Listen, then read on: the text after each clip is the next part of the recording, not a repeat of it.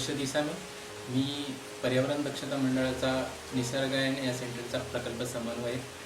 आज आपण एका वेगळ्या विषयाशी बोलणार आहोत. शेती संबंधी हा विषय आहे सेंद्रिय शेती. बऱ्याच जणांना सेंद्रिय शेती हा विषय आता बऱ्याच जणांना माहीत आहे. तर ह्या सेंद्रिय शेती विषयाबद्दल आपण एका ह्या विषयातल्या तज्ज्ञ व्यक्तीला आपण आज भेटणार आहोत. त्यांच्याशी आपण चर्चेच्या माध्यमातून त्यांची मुलाखत घेणार आहोत. त्यांचं नाव आहे राजेंद्र भट सर. शेती म्हटला की शेतीचे वेगवेगळे प्रकार पडतात. त्याच्यामध्ये आपण रासायनिक शेती ऐकली असेल, सेंद्रिय शेती ऐकली असेल, नैसर्गिक शेती. त्यामध्ये आज आपण सेंद्रिय शेती या विषयाबद्दल आपण आज जाणून घेणार आहोत. मी प्रथमतः राजेंद्र भट सरांचं ओळख तुम्हाला करून देतो. राजेंद्र भट सरांचं पूर्ण नाव आहे राजेंद्र श्रीकृष्ण भट. त्यांचा जन्म 23 मार्च 1957 पुणे येथे झाला. त्यांचं शिक्षण त्यांनी 4 वेगवेगळ्या विषयातून त्यांनी शिक्षण पूर्ण केले. पहिला त्यांनी ITI केले, डिप्लोमा इन्स्ट्रुमेंट मेकॅनिक या विषयातून त्यांनी डिप्लोमा केला. त्यानंतर त्यांनी इंटेरियर डिझायनिंगमध्ये डिप्लोमा केला. त्यानंतर BSc ॲग्री यशवंतराव महाराष्ट्र मुक्त विद्यापीठातून त्यांनी BSc ॲग्रिकल्चर केले आणि पुढे त्याच्यातूनच ते शेती ह्या विषयाकडे वळले. त्यानंतर त्यांनी बेसिक माउंटेनिअरिंगचा कोर्स केला त्यांनी 1985 मध्ये. 1972 ते 90 गिरीभ्रमण, फोटोग्राफी, पक्षी व फुलपाखरांचा अभ्यास. 1978 ते 93 10 वर्ष सरांनी रिचर्डसन अँड क्रुडासमध्ये गव्हर्नमेंट ऑफ इंडिया 15 वर्ष सरांनी नोकरी केली. त्यानंतर 1990 ते 2000 पर्यंत सरांनी 5 घरं बांधली. त्यानंतर 1992 ते 2002 मध्ये दुग्ध व्यवसाय केला सरांनी. त्यामध्ये जवळजवळ 5000 लिटर डेअरी चालवली सरांनी. 5000 लिटर रोज ते दूध विक्री करायचे. त्यानंतर 1990ला पहिल्यांदा त्यांनी मालजमीन घेतली. सुरुवातीला त्यांनी 1 एकर जागा घेतली. त्यानंतर ते शेती करायला लागले आणि शेती करता करता ते नोकरी करत होते. वयाच्या 35व्या वर्षी म्हणजे नोकरी करतो ते बरोबर आहे की चुकीचं आहे हे करण्यासाठी त्यांनी ॲग्रिकल्चर ह्या विषयामध्ये शिक्षण घ्यायला सुरुवात केली की आपण करतो ती शेती बरोबर आहे की चुकीची आहे. यासाठी त्यांनी नोकरी सोडून नंतर मग पूर्णवेळ शेती 35व्या वर्षी नोकरी सोडून पूर्णवेळ शेतीकडे ते वळले. त्याच्यानंतर 1 एकर नंतर सावकाश त्यांनी ती जागा 5 एकरपर्यंत विकत घेतली. शेती सुरुवातीपासून सेंद्रिय परिसंस्था व शेती याचा अभ्यास चालू आहे. 2005 ते 2011 पर्यंत ठाणे, रायगड जिल्ह्यामध्ये NGO मध्ये काम केलं. त्याच्यानंतर त्याच्यामध्ये कृषी आधारित ग्रामीण विकास सल्लागार म्हणून काम केलं सरांनी. त्यानंतर कृषी पदविकेसाठी 1 वर्ष प्राचार्य म्हणून सरांनी काम बघितलं. त्याच्यानंतर सरांचे अनेक छंद आहेत. त्याच्यामध्ये पुस्तकांचा संग्रह आहे.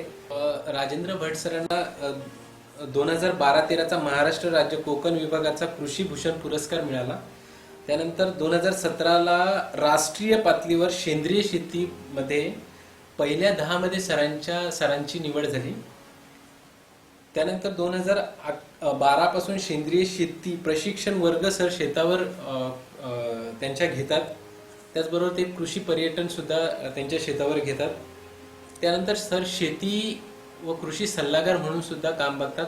असं राजेंद्र भट सरांचं खूप मोठं काम आहे. आज त्यांच्याशी आपण चर्चेच्या माध्यमातून त्यांची मुलाखत घेणार आहोत. त्यांना काही प्रश्न विचारणार आहोत सेंद्रिय शेतीविषयी.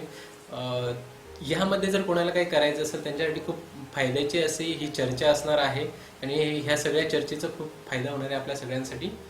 थँक्यू. सुरुवातीला आपण सरांची ओळख करून देताना सर एका चांगल्या ITIच्या बेसवर चांगल्या एका कंपनीमध्ये काम करत होते. त्यानंतर शेतीकडे ते वळले कसे, तर त्याबद्दल आपण सरांकडून जाणून घेणार आहोत. सुरुवातीला सर आपण इंजिनिअरिंग क्षेत्र सोडून आपण शेती या क्षेत्राकडे कसे वळलात किंवा का? मी आधी गिरीभ्रमण, मुळात मी निसर्ग अभ्यासक आहे आणि ते निसर्ग अभ्यास करण्याकरता मी अंदमानपासून हिमालयापर्यंत खूप वेळा फिरलो.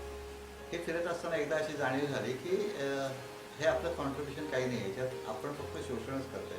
प्रत्यक्ष आपला याचा सहभाग फक्त बघण्यापुरता आहे. मग आपल्याला काही करता येईल का? आपलं शेती करून पर्यावरण वाढवता येईल का, पर्यावरण रक्षण करता येईल का आणि आपलं अन्न चांगलं तयार करता येईल का, हा विचार निर्माण झाला. आणि मी एकत्र कुटुंबामध्ये आहे, तर आमच्या कुटुंबातल्या लोकांनी सांगितलं काय हरकत नाही, तर तू शेती कर. मी बाय चॉईस निवडून मी शेतकरी झालो. आमच्या आजोबांची जागा होती, ते कुळकऱ्यात गेले, त्याच्या सातबारा नावावर होता वडिलांच्या, त्याच्या मला शेतकरी होता आलं. आणि कुटुंबामधल्या लोकांच्यासाठी लागणारं अन्न आपल्या शेतातनं पिकवावं हा धोरण होतं. आणि माझ्यावरती निसर्गाचा प्रभाव खूप आहे. त्यातलं दिलीप कुलकर्णीचं एक निसर्ग नावाचं पुस्तक आहे, त्या पुस्तकाचा प्रभाव माझ्यावरती खूप आहे. तर आमच्या घरातल्या सगळ्यांची मानसिकता अशी आहे की आपलं कॉन्ट्रीब्युशन, जसं मला तर मी वयवर्ष 63, माझा देह जो काय तो वनस्पतीने तयार केला, तर मी वनस्पतींना काय दिलं, तर काही दिलं नाही. मग ते आपल्याला देता येईल का. आणि आपण जे काय राष्ट्रगीत म्हणतो सुजलाम सुफलाम मलयजी शीतलाम, त्याच्यात आपण वाटेकरू असू का, ही भावनेतनं शेती शेती घेतली. आणि त्याच्यातनं पहिलंच पक्क झालं तर घरातल्या सगळ्यांनी पण सांगितलं होतं की आपल्याला कुठल्याही परिस्थितीमध्ये रसायनांची शेती करायची नाही. म्हणजे प्रचलित शेती जी आहे हरित क्रांतीनंतर आली ती करायची नाही. तशी आम्ही शेती घेतली आणि शेतीमधनं आपण जिथे राहतो, मी, माझं कुटुंब आणि माझी परिसंस्था, याचं समृद्धी कशी वाढेल याचा अभ्यास करून शेती करायला पाहिजे, हे पहिल्यापासून लक्षात होतं. त्या हिशोबाने आपण काम करतोय. थँक्यू सर, छान तुमचा प्रवास. सर, आणखी आज जो विषय आपण घेतला आहे सेंद्रिय शेती, या विषयाशी निगडीत सेंद्रिय शेती म्हणजे काय, तर असं श्रोत्यांना ऐकायचं तुमच्याकडून. सेंद्रिय शेतीची व्याख्या खूप सोपी आहे, त्या शब्दामध्येच दिलेलं आहे.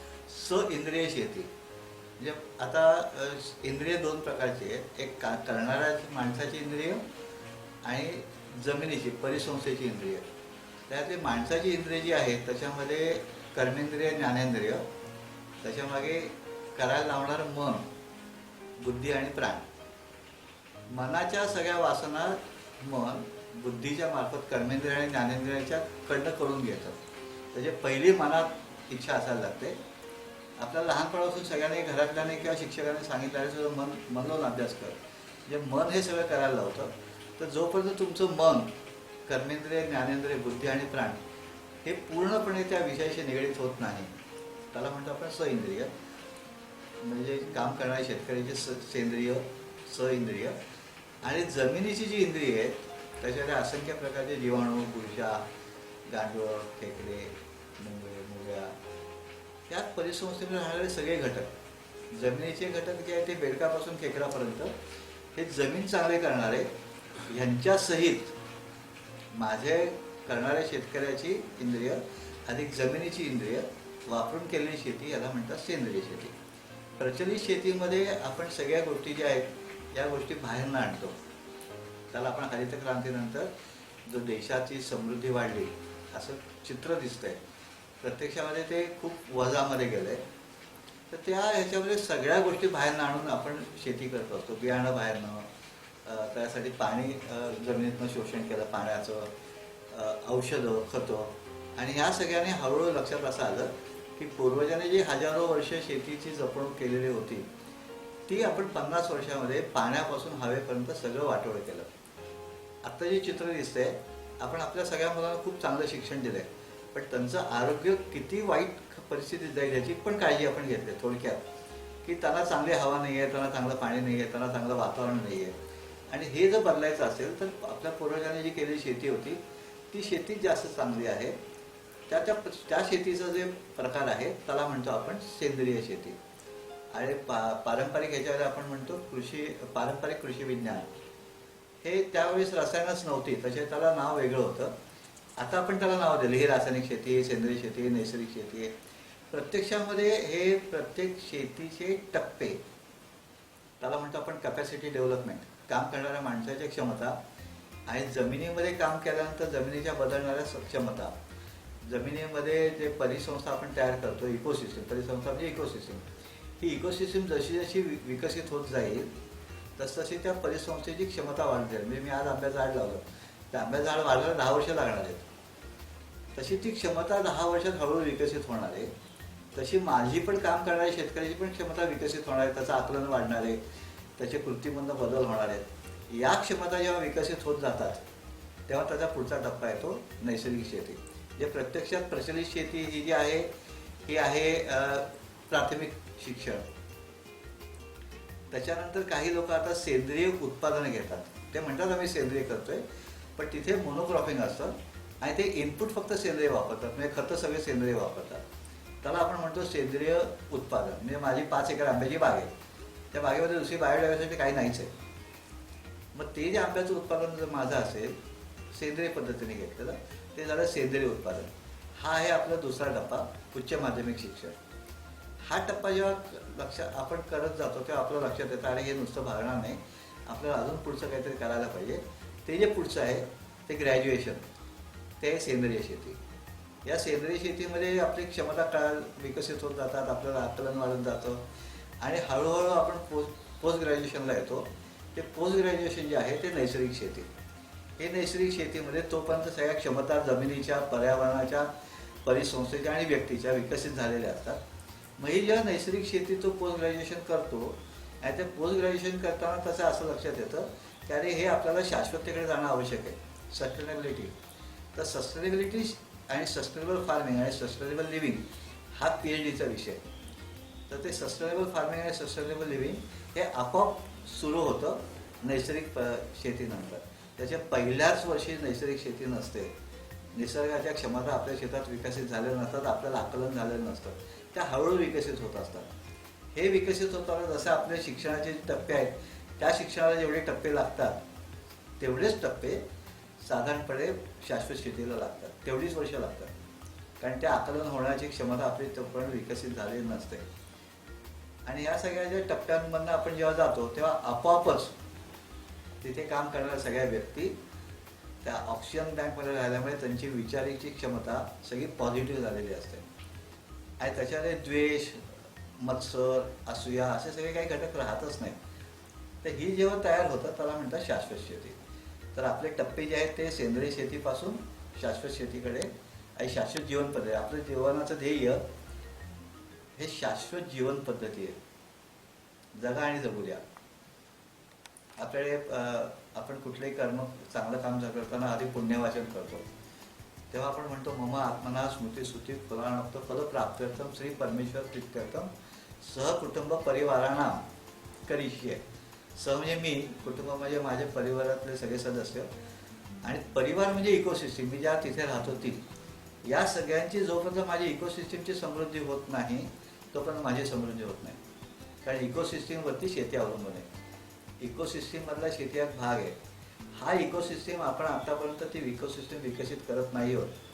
पर्यावरणाचं रक्षण करण्याचं सगळ्यात मोठं साधन एक शेतीसुद्धा आहे किंवा 50% शेतीच आहे. तिथे आपण अनेक गोष्टी, कारण देशातल्या अजून तरी 50% लोक शेती करतात आणि 50% लोकांनी जरी पर्यावरण चांगलं सुधारायचं त्यांच्या स्वतःपुरतं जरी केला प्रयत्न तरी देशाचं पर्यावरण कुठे जाईल. हे आपल्याकडे प्रत्येकाची शेती हा तसं एक अभयारण्य असू शकेल. ही शेती करताना सेंद्रिय शेती हे महत्त्वाचा घटक आहे. कारण सेंद्रिय शेतीला महत्त्वाचा घटक आहे बायोडायव्हर्सिटी. सरांनी सेंद्रिय शेतीविषयी अतिशय सुंदर अशी माहिती आपल्याला दिली की सेंद्रिय शेती म्हणजे काय याविषयी अतिशय सुंदर अशी माहिती सरांनी दिलेली आहे. त्याच संबंधी आणखी एखादा पुढचा प्रश्न आपण विचारणार आहोत सरांना. सर, रासायनिक शेती म्हणजे काय किंवा रासायनिक शेती आणि सेंद्रिय शेती यातला फरक काय ते जरा आम्हाला तुम्ही स्पष्ट करून सांगावे. की बरेच जण शेतकरी सेंद्रिय शेती करतात पण बऱ्याच गोष्टी त्यातल्या चुकीच्या असतात किंवा त्यांच्या लक्षात येत नाही. तर अशा गोष्टी त्यांच्या लक्षात येण्यासाठी तुम्ही सेंद्रिय शेती आणि रासायनिक शेती यातला फरक कसा स्पष्ट करा? प्रश्न छान आहे. रासायनिक शेती आणि सेंद्रिय शेतीमधला फरक काय आहे? तर रासायनिक शेती आणि सेंद्रिय शेतीमधला सगळ्यात महत्त्वाचा फरक हा आहे की रासायनिक शेतीमध्ये 100% गोष्टी बाहेर आणायला लागतात. हे सेंद्रिय शेतीमध्ये हळूहळू का होईना आपण बाजारात अवलंबून राहायची रचना बंद होत जाते. म्हणजे आपलं बियाणं घरचं होतं, झाडं चांगली वाढतात, तसे आपलं जळण घरचं होतं, वातावरण चांगलं होतं. मित्रकीटक येतात, मित्रकीटक शत्रुकीटकांचं नियंत्रण करतात. कधी निसर्गात कोणी संपत नाही. नियंत्रित होतं. तर नियंत्रण करण्याची रचना निसर्गाच्याकडे हजारो वर्षे आहे. त्या रचनेमधनं जे काही आहे ते संतुलन ज्याला म्हणतो आपण, ते संतुलन राखण्याचं काम निसर्ग करत असतो. रासायनिक शेतीमध्ये हे संतुलन मान्य नाही. ते म्हणतात आम्ही सांगतो तेव्हा, आम्ही सांगतो त्या प्रकारे, आम्ही सांगतो तितकं त्याचं उत्पादन आलं पाहिजे. इंडस्ट्रीसारख्या शेतीला त्यांनी स्वरूप दिलेलं आहे. त्याच्यात आपण सगळे इनपुट्स घालू, खतं घालू, बियाणे घालू, हार्मोनिकल चेंज करू, एन्झाईम्स वापरू, पीक पोषण आणि पीक संरक्षणासाठी वेगवेगळी रसायनं वापरू. आणि हे सर्व करता करता रासायनिक शेती जी आता आहे ती सगळ्यात आत्महत्या जी आहे त्या आत्महत्याचं महत्त्वाचं कारण हेच आहे की त्याचे जे इनपुट्स आहेत त्या इनपुटची कॉस्ट दिवसेंदिवस प्रचंड प्रमाणात वाढत चालली आहे. आणि शेती उत्पादनाचे जे कॉस्ट आहे, जे मूल्य आहे, ते मूल्य 2-4 पट 10 पटीपर्यंत वाढलं आहे. आणि बाकी सगळ्यांची जी किंमत आहे ती 100 पट 200 पट अशा स्वरूपात आहे. आजची परिस्थिती अशी आहे की देशामध्ये 135 कोटी लोकसंख्या असताना आपला देश आज निर्यात करतोय काही गोष्टीसाठी. आणि 35 कोटी लोकसंख्या असताना जेव्हा देश स्वतंत्र झाला तेव्हा आपण आयात करत होतो. आणि बाजाराचा एक महत्त्वाचा नियम आहे डिमांड अँड सप्लाय. आत्ता सप्लाय एवढा आहे त्याची डिमांडच नाही, त्याच्या सगळ्या गोष्टीचे भाव पडलेले आहेत. हे सगळे भाव पडण्याचं कारण एक अतिरिक्त उत्पादन. आज कुठल्याही खेडेगावामध्ये, छोट्यातल्या छोट्या खेडेगावामध्ये हातगाडीवरती अननस आणि सफरचंद मिळतात. 10 वर्षापूर्वी नव्हतं आणि ती त्याची गरजही नव्हती. ह्या ज्या गोष्टी सगळ्या त्या रासायनिक शेतीमुळे अतिरिक्त उत्पादन आलं, अतिरिक्त उत्पादनाला अतिरिक्त खर्च झाला. ह्या खर्चातनं सगळे बँक करप्ट झाले, आत्महत्या टक्केवारीमध्ये वाढल्या आणि सगळी इनपुट्स बाजारामध्ये ह्याच्यावरती एक आंतरराष्ट्रीय पातळीवरती एक मोठं एक षडयंत्र म्हणूया की एक मोठी रचना म्हणूया की जगामधल्या महासत्ता हा सुद्धा शब्द कमी आहे. असे शब्द असलेल्या मोठ्या कंपन्या आहेत की 5-10 कंपन्या आहेत की ज्यांच्याकडे जगातली सगळी शेतीची उलाढाल संपूर्णपणे त्यांच्यावरती अवलंबून आहे.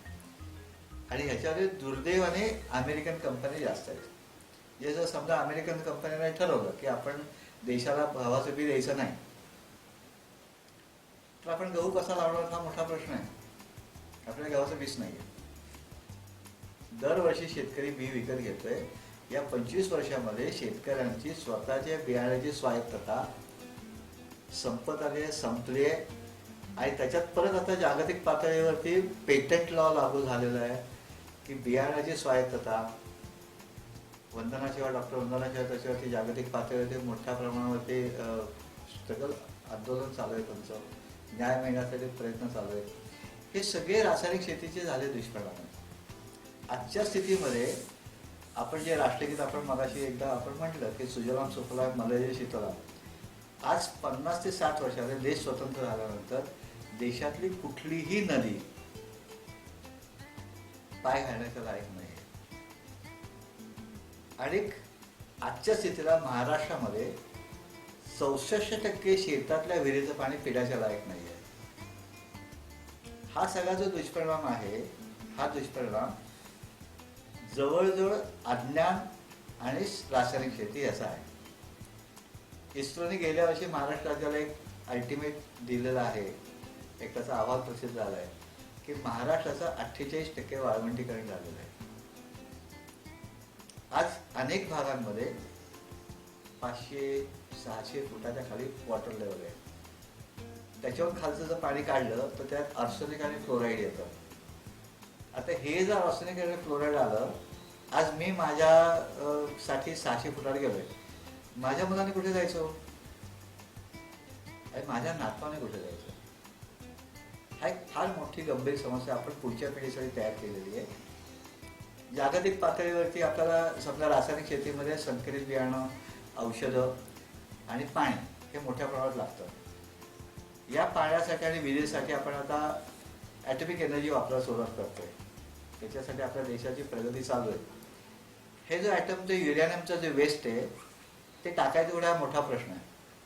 आणि ते जेव्हा आपण समुद्रामध्ये शिशाच्या पेटीमध्ये खोल गाडून टाकतो आणि सुनामीमधनं ते बाहेर आलं तर काय होईल, हा एक मोठा प्रश्न आहे.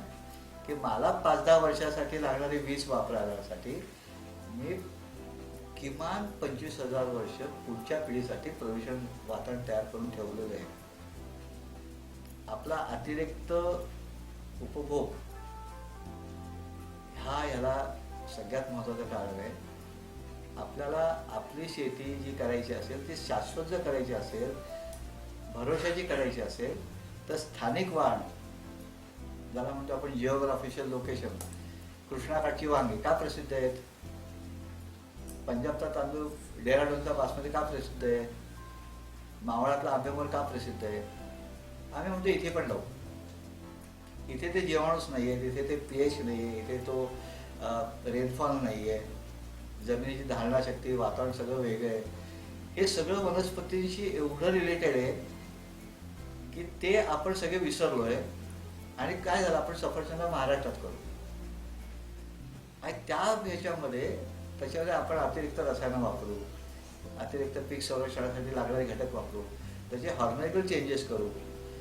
आत्ताच्या स्थितीमध्ये माणसाच्या शरीरात हार्मोनिकल चेंजेसला खूप मोठ्या प्रमाणात रासायनिक शेती कारणीभूत आहे. म्हणजे उदाहरणार्थ काकडीची मादी फुलांची संख्या वाढावी, दुधीची मादी फुलांची संख्या वाढावी म्हणून त्याच्यावर हार्मोनिकल स्प्रे असतो आणि तो स्प्रे तयार झालेली काकडी, ते काकडीचे अंश त्यातले स्प्रेचे अंश माझ्या शरीरात जाणार नाहीत का, याचा आपण विचारच करत नाही.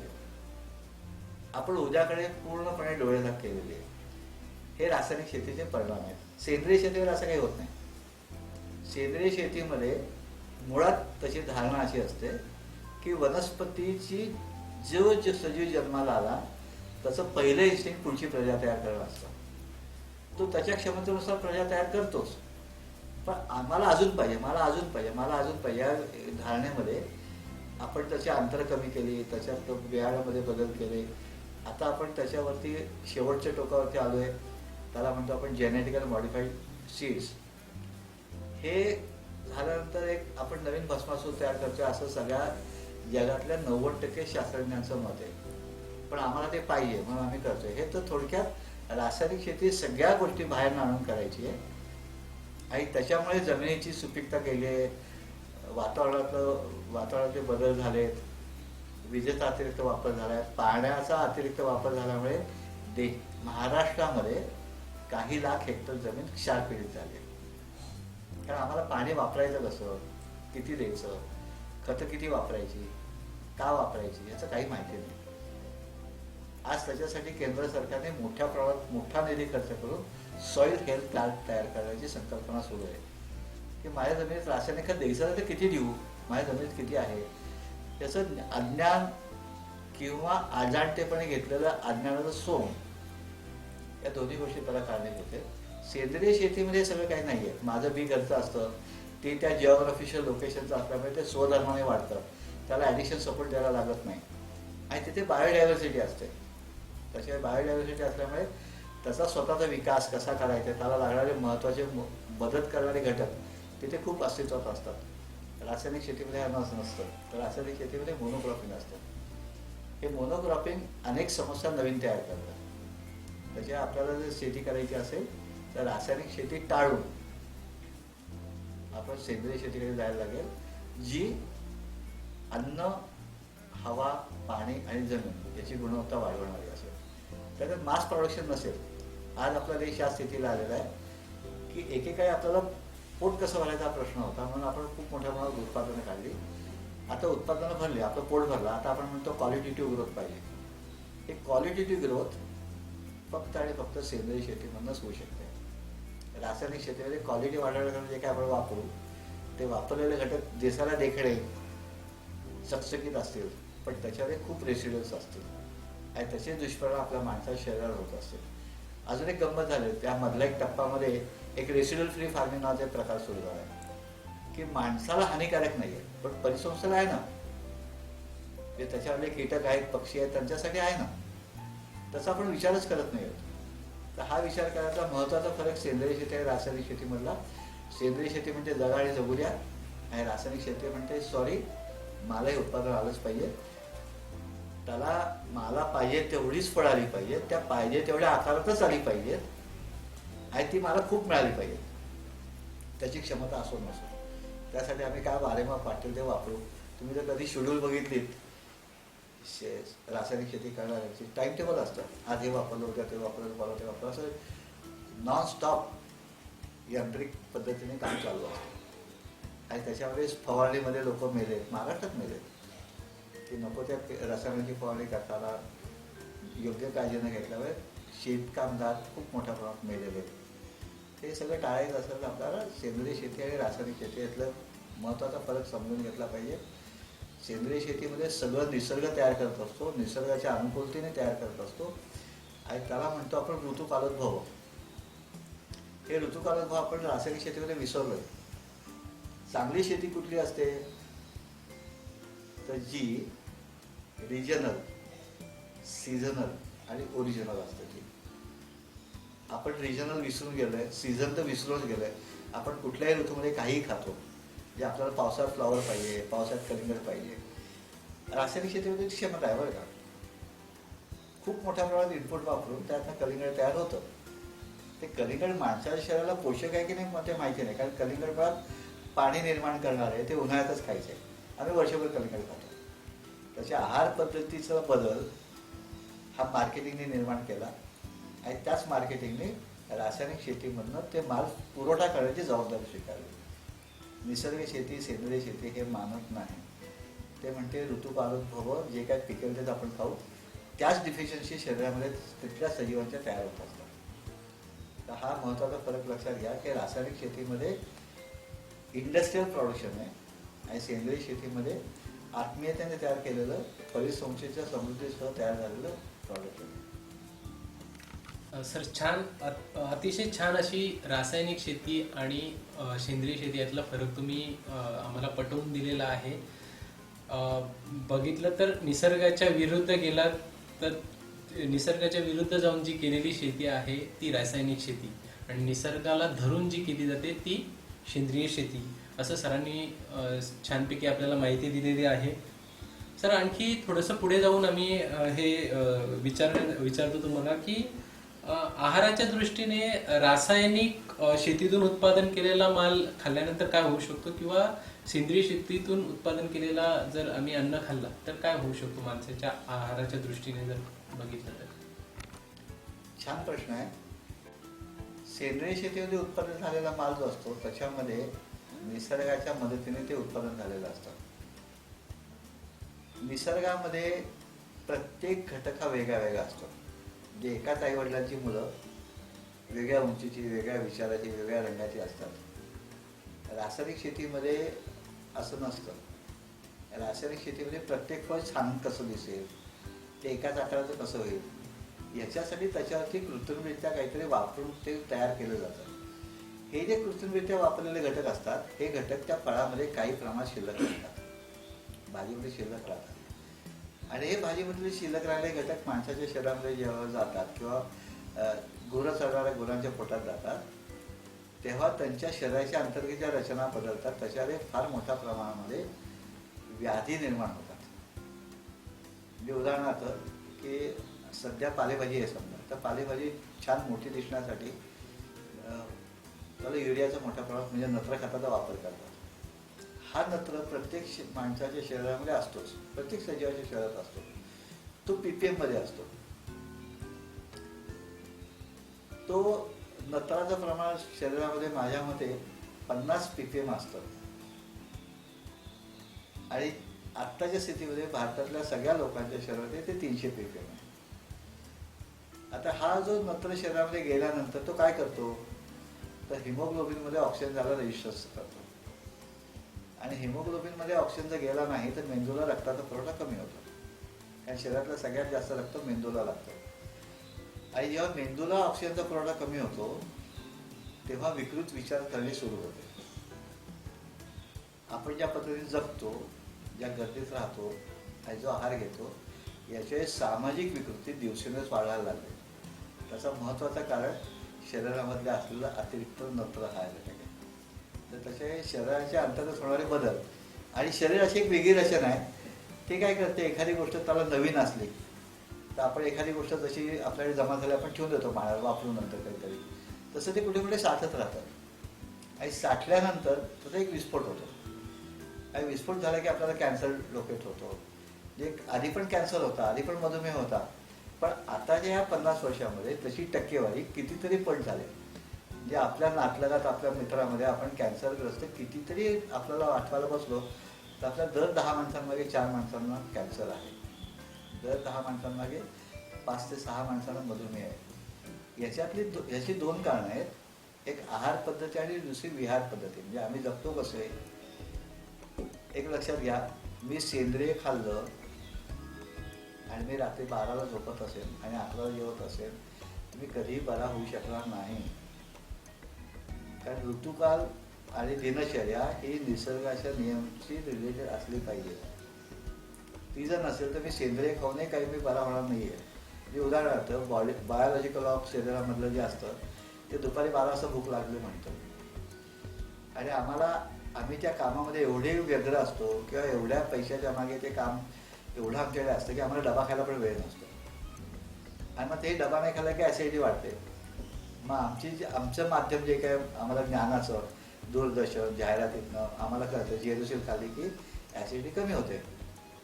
म्हणजे आम्ही जेरुशील खातो, पण त्या ॲसिडिटी का होते त्याचं कारणापर्यंत जात नाही. त्याला म्हणतो आपण रूट कॉज ॲनालिसिस, त्याच्यापर्यंत जात नाही. आणि मग ते हळू तसं रूपांतर पित्ताच्या त्या खड्यांमध्ये होतं. हे सगळं जर आपल्याला टाळायचं असेल तर आपल्याला रासायनिक पद्धतीने पिकवलेलं अन्न मागे आणि दुसरं ऋतूकालोद्भव, जे त्या ऋतूमध्ये थंडीत काय खायचं, उन्हाळ्यात काय खायचं, पावसाळ्यात काय खायचं, पूर्वजांनी त्याची फार अनुभवातनं केलेली एक रचना आहे. ती परत आपल्या डोळ्यासमोर आणायला लागेल. 50 वर्षामध्ये एवढी परिस्थिती वाईट झाली की पोलिसात भरती होताना 25चा मुलगा 5 किलोमीटर धावताना मरतो. आणि 100चा 70चा म्हातारा 50 किलोचा 100 किलोचा पोता आरामात उचलतो. का उचलतो? तर त्याने जे लहानपणी खाल्लंय चांगलं गुणवत्तापूर्ण ते आम्ही खातच नाही. हे सगळं जर आपल्याला टाळायचं असेल तर आपल्याला दिनचर्या आणि ऋतुचर्या आणि आहार हा त्याच्या संबंधाने घ्यायला लागेल. आणि तो गुणवत्तापूर्णच असायला लागेल, दिसायला देखणार नाही. जो रासायनिक शेतीमध्ये पिकलेला नाही. रासायनिक शेतीमध्ये रेसिड्युअल्स आता आपण तपासायला लागलोय आणि त्याच्यामुळे शेतकरी पण जरा शहाणा झालाय. रेसिड्युअल फ्री उत्पादन कसं करता येईल. आणि ज्या कंपन्या आहेत ना, त्या कंपन्या आता अशीच औषधं तयार करतात. आमची ग्रीन औषधं आहेत बरं का. म्हणजे तुम्ही सेंद्रिय शेती करत असाल तरी आमची औषधं विकत घ्या की जे रेसिड्युअल्स त्याच्यात नसतील. जे तुम्ही आधी केमिकल घेत होता आता त्याच कंपन्या, त्याच बाहेर इंडिया समजा आहे तर बाहेर इंडिया केमिकल बनवत होते, आता ते ऑर्गॅनिक बनवते. ऑर्गॅनिक म्हणजे त्यांच्या दृष्टीने ऑर्गॅनिक बरं का. त्यांच्या दृष्टीने युरिया पण ऑर्गॅनिक आहे. तर हे सगळं जर आपल्याला टाळायचं असेल तर आपल्याला आहार आणि विहार, आणि आहारामध्ये सेंद्रियचा असेल तर हा महत्त्वाचा फरक आहे की रासायनिक शेतीमधनं रासायनिक शेतीमधनं आपल्याला या समस्या ज्या दिसत आहेत त्या लक्षात कशात आल्या तर या आहारामधनं आपल्या शरीरामध्ये वाढणाऱ्या व्याधी, पाण्याची गुणवत्ता आणि हवेची गुणवत्ता या सगळ्यांचा दुष्परिणाम आपल्या शरीरावर होतोय. आणि ह्याचं प्रमुख कारण जसं अन्न आहे, रासायनिक अन्न आहे, तसं शहरामध्ये अतिरिक्त प्रमाणामध्ये झालेली सूज ही सगळं तेवढीच काळजी होते. एका जागतिक पातळीवरती एका माणसाला जागा किती लागते असं स्पेस म्हणतात त्याला. ती स्पेस ठरलेली आहे. एका माणसाला 10 फूट बाय 10 फूट बाय 10 फूट जागा लागते. त्याच्यामध्ये 10 किलो ऑक्सिजन मावतो म्हणून तेवढी लागते. आमचं मुंबईमध्ये जर आपण विचार केला तर 1 किलोमीटरमध्ये किती लोक राहतात, त्याला ऑक्सिजन मिळणार कुठून. आणि आम्ही जे काय तो आहे तो पण ऑक्सिजन संपायला आम्ही खूप छान काम करतो. की AC लावले, त्याच्यातनं आम्ही स्प्रे वापरतो. हे सगळे पर्यावरणाचा विनाश करणारेच आहेत. आपल्याला चांगलं जगायचं असेल आणि आपल्या पुढच्या पिढीला चांगलं जगायचं असेल तर आपली जीवन पद्धती आणि आहार पद्धती ही बदलायलाच लागेल. आणि ती मोठी संधी सेंद्रिय शेतीमधून असते, सेंद्रिय उत्पादनातून असते. सरांनी आताच आपल्याला आहाराबद्दल सरांनी सांगितलं की रासायनिक आहार घेतला, रासायनिक उत्पादनातला आहार घेतला किंवा सेंद्रिय शेतीतला आहार घेतला तर काय ते शरीरावर परिणाम होऊ शकतात. 1965च्या हरित क्रांतीनंतर अन्नद्रव्यात वाढ झाली पण आजारातही वाढ झाली हे सरांनी आपल्याला स्पष्ट केलेलं आहे. सरांनी आपल्याला सांगितले कशा पद्धतीने त्याचे आहारात त्याचा परिणाम होतो आपल्या आहारावर अन्नद्रव्याचा, हे सरांनी सांगितले. आणखी थोडंसं पुढे जाऊन आपण आता आहाराबद्दल आपण जाणून घेतलेलं आहे, सेंद्रिय शेतीबद्दल आपण जाणून घेतलेलं आहे. त्याचबरोबर सरांकडून आणखी जाणून घेण्याचा प्रयत्न करू की एखाद्या शेतकऱ्याला समजा जर सेंद्रिय शेती करायची, पण त्याला जमिनीची निवड करणं गरजेचं आहे का? सेंद्रिय शेती जर करायची असेल तर महत्त्वाचं ठरतं का? जर जमिनीची निवड करणं हे महत्त्वाचं ठरतं? जमिनीची निवड ही खूप काही महत्त्वाची घटक नाही आहे. फक्त त्या आपल्याला शेती करायची असेल त्या जमिनीमध्ये पाणी साठलं नाही पाहिजे. म्हणजे वॉटर लॉगिंग ज्याला म्हणतो की पाऊस पडल्यानंतर साधारणपणे आठवडाभर तिथे पाणी राहिलं तर अशा जमिनीमध्ये कुठलीच वनस्पती वाढत नाही. कारण सगळ्या वनस्पतीला आहेत त्या वनस्पती जमिनीवरच्या आहेत. पाण्याच्या वनस्पती वेगळ्या आहेत. त्या पाण्याच्या वनस्पतींसाठी आपल्याला पाणी लागेल. पण ज्याला आपण पीक म्हणतो, पालेभाज्या, फळभाज्या, वेलभाज्या, आंबे, पेरू, केळी, असे फळवृक्ष, या सगळ्याला जमिनीमध्ये पाणी साठवलं नाही पाहिजे. बस पाणी साठलं तर ॲरोबिक बॅक्टेरिया काम करत नाही आणि झाडाला अन्नाचा पुरवठा होत नाही. अन्नाचा पुरवठा होण्यासाठी जमिनीमध्ये हवा असणं आवश्यक आहे. जमीन मुरमाची आहे का दगडगोट्याची आहे का चुनखडीची आहे याच्यामुळे पीक बदलेल. वनस्पती प्रत्येक जमिनीच्या प्रकारानुसार, प्रत्येक सामू म्हणजे ज्याला आपण पीएच म्हणतो त्या प्रकारानुसार, रेनफॉलनुसार, मातीच्या खोलीनुसार हे पिकं आपण बदलू शकतो. आणि त्या पिकाचं पोषण करण्यासाठी जे काही घटक लागतात त्या घटकामध्ये प्रामुख्याचा महत्त्वाचा घटक जो आहे तो जमिनीमध्ये मातीत असलेला सेंद्रिय कर्ब हा जर आपण वाढवू शकलो तर त्याच्यातनं कुठल्याही जमिनीमध्ये आपण चांगलं पीक घेऊ शकतो. रासायनिक शेती जेव्हा सुरू झाली तेव्हा मुळामध्ये संकल्पना ही होती की रासायनिक शेतीतले जे काय आपण रसायनांची खतं देणार आहोत त्याचा साधारण एक डोस असतो 100-50-50, म्हणजे 100 नायट्रोजन, 50 पोटॅश आणि 50 फॉस्फेट. तर हे सगळे म्हणून 200 किलो जर होत असेल तर आपल्याला 20 टन सेंद्रिय खत दिलं पाहिजे. तर त्या खताचे होणारे दुष्परिणाम मातीवरती होणार नाही. आपण ते 20 टन विसरून गेलो आणि खतं द्यायला लागलो, त्याशिवाय ते दुष्परिणाम मातीवर व्हायला लागले. ते दुष्परिणाम टाळायच्यासाठी जमिनीत सेंद्रिय घटक असणं आवश्यक असतं. तर त्या जमिनीमध्ये तुम्ही तुमच्या जमिनीमध्ये वॉटर होल्डिंग कॅपॅसिटी कमी असेल तर सेंद्रिय खतं घातली की वॉटर होल्डिंग कॅपॅसिटी वाढते. जमिनीमध्ये वॉटर होल्डिंग जास्त आहे, म्हणजे मातीचे कण खूप बारीक आहेत, एकमेकांना चिटकून आहे, त्याची हवा कमी आहे, मग ते तिथे सुद्धा सेंद्रिय खतं घातली किंवा काडी कचरा का वापरला तर त्याच्यातनं पोरसनेस तयार होतो. आपल्याकडे निसर्गाने दिलेली एवढी प्रचंड क्षमता आहे की आपल्या इथे पडणाऱ्या सगळ्या वनस्पतींचे अवशेष तिथे जर शेतात परत गेले असले तर तिथे आपल्याला बाहेरनं काही द्यायला लागत नाही. म्हणजे उदाहरणार्थ निसर्गाचे मूलभूत जे नियम आहेत ते सेंद्रिय शेतीमध्ये पाळले जातात. त्या नियमांमध्ये पहिला नियम आहे चक्रीयता.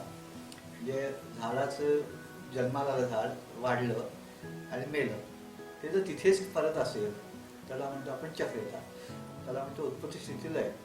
दुसरा नियम असतो परस्पर अवलंबत्व. म्हणजे झाडाची पानं पडली, त्याच्या जमिनीमध्ये बुरशा, गांडूळ, जीवाणू वाढले, त्यांनी त्याचं रिस्ट्रक्चर केलं, म्हणजे कंपोस्टिंग नाही म्हणायचं, रिस्ट्रक्चर म्हणायचं. हे रिस्ट्रक्चर केलं आणि झाडाला परत मिळालं, झाडाने परत पानं लागली. म्हणजे झाड आणि जीवाणू, झाड आणि बुरशा, झाड आणि पक्षी एकमेकांच्या सहजीवनामध्ये असतात. तिसरा नियम आहे बायोडायव्हर्सिटी. निसर्गातल्या कुठल्याही जागी एकाच प्रकारचे वनस्पती कधी वाढत नाही. अगदी साधा खाचकुलीचं जरी उदाहरण घेतलं तर खाचकुलीच्या शेंगा फुटताना बंदुकीच्या गोळीसारखी बी लांब जाऊन पडते, त्याला म्हणतात प्लॅन्ट ट्रॅव्हलिंग. हे वनस्पती सतत पुढे पुढे सरकत असतात आणि एकमेकांच्या सम वाढणाऱ्या वनस्पती एकाच प्रजातीच्या एका जागी वाढत. म्हणजे जांभळाची बिया खाली पडल्या म्हणून जांभळाची झाडं काही जंगल तयार होत नाही तिथे, ते लांब होतं. तर दुसरा नियम आहे बहुविधता. आणि तिसरा नियम आहे सर्वांना सारखं. चौथा नियम आहे सर्वांना सारखं महत्त्व, नो VIP. निसर्गातल्या माणसाने स्वतःला VIP ठरवलं आणि त्याच्यावर सगळ्या समस्या सुरू झाल्या.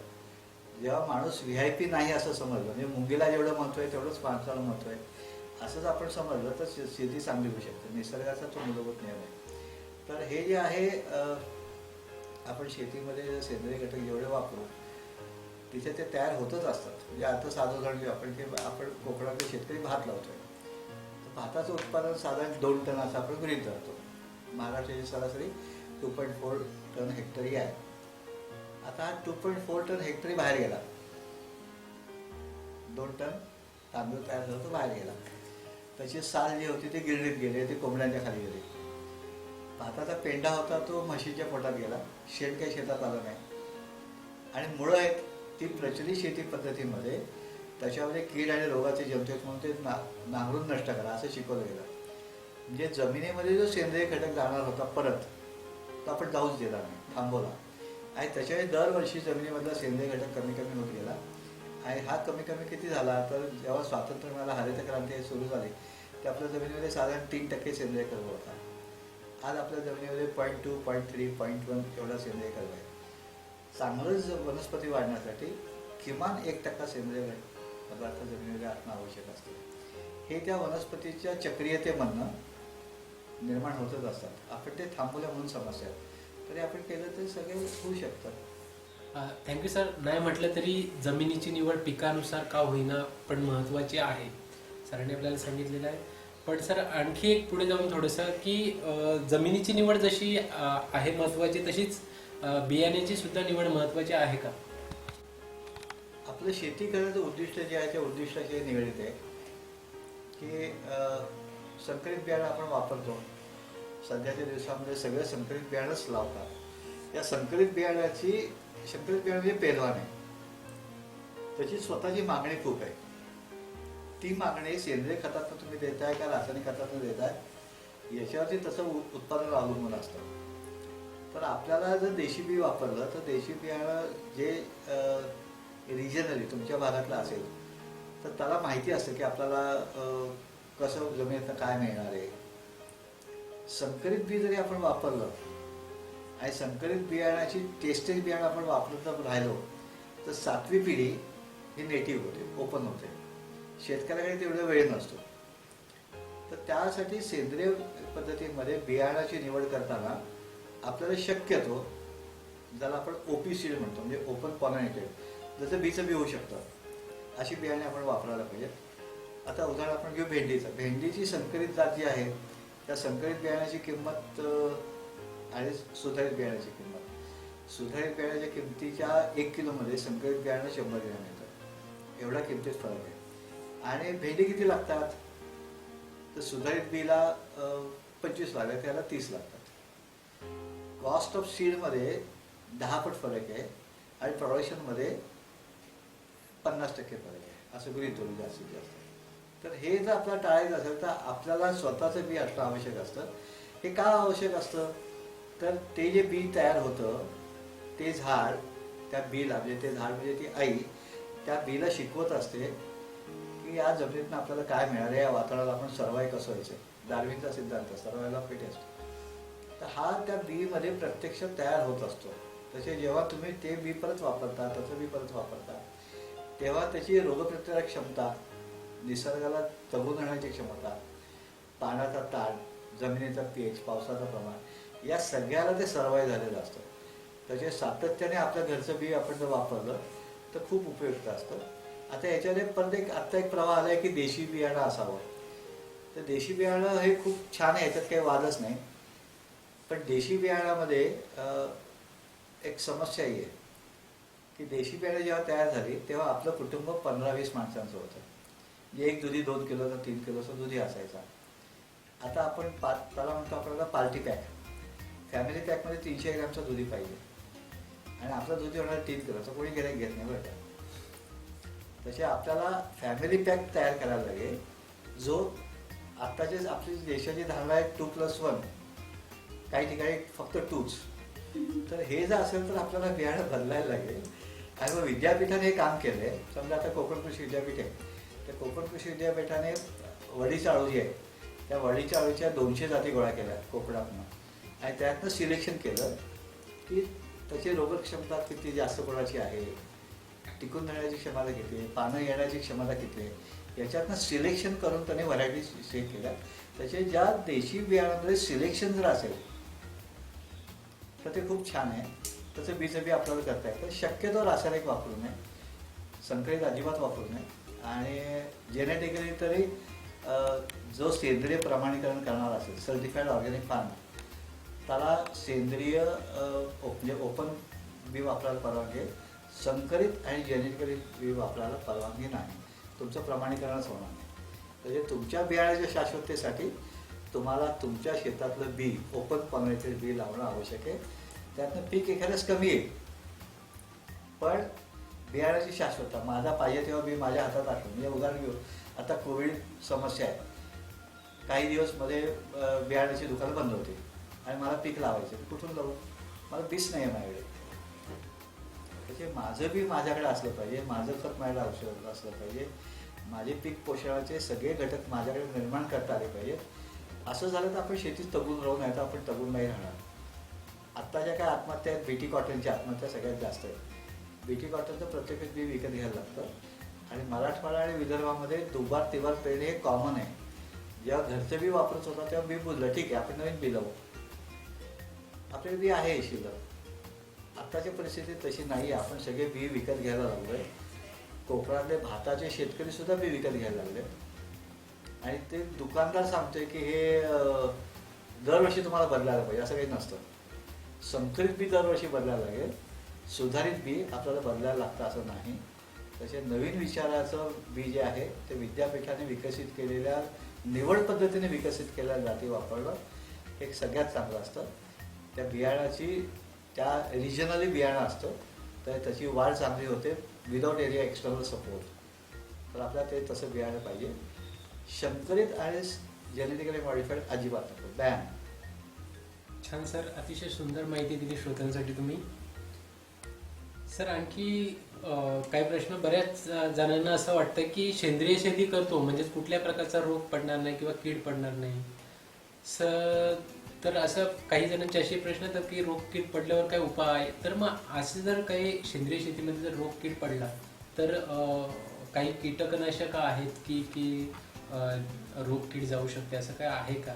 तर ते आम्हाला तुमच्याकडून ऐकेल.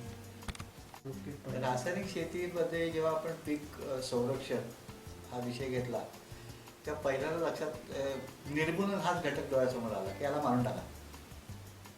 हळू असं लक्षात आलं की तो मेला नाही आहे, ती कीड मेली नाही आहे, त्या औषधाची जी प्रतिकार क्षमता तयार झाली आहे आणि त्याच्यामुळे पुढची पिढी त्या औषधाला दाद देत नाही. मग अजून जास्त स्ट्रॉंग औषध, मग अजून जास्त स्ट्रॉंग औषध, असं करत करत आपण एवढ्या परिस्थितीला आता आलो आहे की त्या कीटकनाशकामध्ये कीड बुडवली तरी ती मरत नाही. जे आपण उदाहरण घेऊ की इमिडाक्लोप्रिड, कॉन्फिडर नावाचं एक रासायनिक कीटकनाशक आहे आंतरप्रवाही. त्याचं रेकमेंडेशन आहे 3 ml. दुकानदार सांगतो साहेब 10 ml वापरा, कारण दुकानदाराला तुम्ही पण त्याच्याकडे यायला अपेक्षित असतं. नॉकडाऊन इफेक्ट म्हणतात त्याला. तो शेतकरी जो औषध घेऊन जातो तो त्या काम करणाऱ्या माणसाला सांगतो 10 ml घाल, आणि शेतकऱ्याला 10 ml वगैरे काही भाषा नसते. तो बूच असतो, बाटलीचं बूच 5 mlचं असतं, तर 2 बुचं घाल. तर तो काम करणारा माणूस म्हणतो साहेबांचं नुकसान नाही झालं पाहिजे, तो 3 बुचं घालतो. प्रत्यक्षात वापरायचं 3 ml, वापरलं गेलं 15 ml. आणि ह्याच्यावेळी त्या किडीमध्ये त्या औषधाला प्रतिकार क्षमता तयार झाली 3ऱ्या जनरेशनमध्ये, कारण त्याची लाईफ स्पॅन छोटी आहे, 45 दिवसाची लाईफ स्पॅन सकिंग पेशच्या आहेत.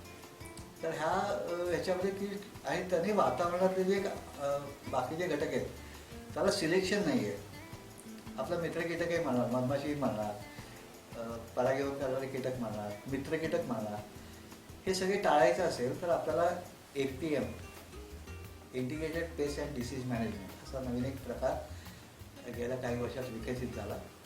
त्याला म्हणतो एकात्मिक कीड नियंत्रण. रोग हा घटक जमिनीमध्ये सजीव जमीन नसेल, जमिनीत जीवाणू नसेल, जमिनीत वॉटर लॉगिंग होत असेल तर जमिनीमुळे होणारे रोग आहेत.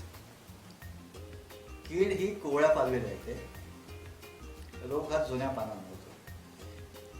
तर ह्याच्यामध्ये आपली जर जमीन चांगली असेल, हवा चांगली खेळती असेल तर सगळे निरोगी असतात. आपण उदाहरण घेऊ, आपण लोकलमधून मुंबईचे लोक प्रवास करतो, त्या लोकलमध्ये TBचे पेशंटसुद्धा असतात. आपला TB झाला का नाही झाला? कारण आपली इम्युनिटी चांगली आहे. इम्युनिटी म्हणजे काय? तर आपण छान चांगलं जेवलो, वेळेत जेवलो, योग्य तेवढं जेवलो, ते इम्युनिटी तयार होते, म्हणजे प्रतिकारक क्षमता तयार होते. ही प्रतिकारक क्षमता जशी माणसाच्या अन्नामुळे होते तशी वनस्पतीची जमिनीमुळे होते. तर जमीन चांगली असेल तर रोग लागत नाही. साथीचा रोग येतो, त्यालाच खूप छोटे छोटे उपाय असतात आणि त्याला अनुकूल वातावरण असतं. प्रत्येक जीवाला अनुकूल आणि प्रतिकूल वातावरण असतं.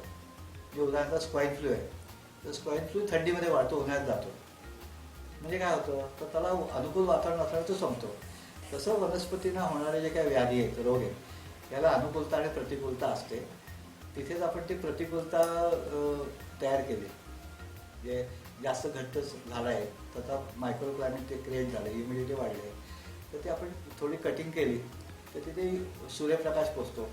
आपल्या देशाची सगळ्यात मोठी क्षमता सूर्यप्रकाश आहे. या सूर्यप्रकाशाचा वापर करून अनेक रोग आणि अनेक किडी आपण टाळू शकतो. हे integrated paste and disease management, एकात्मिक कीड संरक्षणामध्ये येतो विषय. हे आधी पहिल्यांदा ते रोगप्रतिकारक शक्ती जमिनीची वाढवू, मग बियाण्याची वाढवू, बियाण्याला बीजसंस्कार करू. जसं आपण पोलिओची लस दिली, जे पोलिओ होणार नाही, तसं त्याच्यावर बीजसंस्कार केलं, म्हणजे त्याला स्ट्रीट ट्रीटमेंट आपण म्हणतो, की त्याला रोग आणि कीड कमी लागतील. मग त्याच्यानंतर रिपलंट वापरू. रिपलंट म्हणजे तिथे असे काहीतरी फवारा मारू की कडू वास येतोय, कडुनिंबाचा अर्क वापरला की कुठली कीड त्या पिकाच्या वासाने येते. तिचं ते अन्न असतं, जसं माणसाचं अन्न आहे तसं त्या किडीचंही ते अन्न आहे. तर तिथे वास तसाच आला नाही. म्हणजे आपण मल्टिपल क्रॉपिंग लावले, खूप पिके एकत्र लावले, तर ते वेगळा वास तसा येत नाही पिकाचा. जसा काजूच्या मोहराचा वास येतोय, आंब्याच्या मोहराचा वास येतोय, टामॅटोच्या पानांचा वास येतोय, पडवळ्याच्या पानांचा वास येतोय. ते वास तुम्हाला शहरातल्या लोकांना सहसा लक्षात येत नाही, पण त्याचे वास असतात. त्या वासाला निगडीत ते कीड येते. जेव्हा मल्टिपल बहुपिक पद्धती आपल्याकडे शेती बायोडायव्हर्सिटी नियम नंबर 3 आपण जर शेतात केला असेल तर 50% कीड ऑलरेडी कमी होते. ही जी कीड कमी होते त्याच्यानंतर सापळा पिकं असतात की पहिली कीड त्याच्यावरती जाईल, म्हणजे आपल्याला त्याचं कीड नियंत्रण करता येईल. मग त्याच्यानंतर किडीची भूक मंदावता येईल का अशी आपण औषधं तयार करू शकतो. जे उदाहरणार्थ कडू रस आहे, तर कडू रस सहसा 90% सजीवांना कडू आवडत नाही. मग त्याच्यावरती आपण जर कडू फवारलं तर ते किडी, म्हणजे कडुनिंबाचा अर्क ज्याचा ॲझेरेक्टिन म्हणतात, त्याच्यातला रासायनिक होता, तो जर फवारला तर किडीची भूक कमी होते आणि ती नपुसक होते. हे असे सोपे सोपे उपाय करून, प्रकाशाचा सापळा तयार करून, चिकट सापळे तयार करून आपण कीड नियंत्रण खूप प्रभावीपणे करू शकतो. आणि ह्याच्यातूनही समजा आता उदाहरण घेऊ की माझ्या शेतामध्ये वेगवेगळी झुडपं आहेत आणि वेगवेगळे पक्षी येत आहेत. तर पक्षी जे आहेत ते त्याच्या पिल्लांना प्रोटीनचा सोर्स म्हणून, छोटे झुडपातले पक्षी ज्याला आपण वाबलर, टेलर असे म्हणतो, छोट्या झुडपात राहणारे, ते कीटक पकडून पक्ष पिल्लांना भरवतात. प्रत्येक पिल्लू स्वतःच्या वजनाएवढं कीटक खातं दररोज. जे समजा 1-2 ग्रॅमचं पिल्लू असेल तर ते 2 ग्रॅम कीटक खाणार. म्हणजे आई वडिलांची प्रचंड धावपळ चालू असते कीड खाण्यासाठी, कीड पकडून आणण्यासाठी. हे एक नैसर्गिक कीड नियंत्रणाचं साधन आहे. निसर्गामध्ये अन्नसाखळ्या आहेत, त्या अन्नसाखळ्यामध्ये जीवसे जीवन हा आपल्याला शिकवलेला घटक आहे. या अन्नसाखळ्यामध्ये किडीला खाणारा मित्र कीटक असतो. शत्रूचा शत्रू तो माझा मित्र, म्हणून आपण त्याला मित्र कीटक म्हणतो. त्याचे 2 प्रकार असतात, एक परभक्षी आणि परजीवी. परभक्षी असतो तो, त्याचं होस्ट प्लॅन्ट काहीतरी असतं आणि त्याची कुठली तरी अवस्था किडीला खात असते, जे लेडीबर्ड बीटल आहे, क्रायसोफा कार्निस आहे. आणि दुसरा असतो परजीवी, म्हणजे तो त्या किडीच्या शरीरात स्वतःची अंडी घालतो. जे भाताच्या खोडकिडीला वापरला जाणारा ट्रायकोग्रामा जापानिकम, तो खोडकिडीच्या आळीमध्ये स्वतःची अंडी घालतो.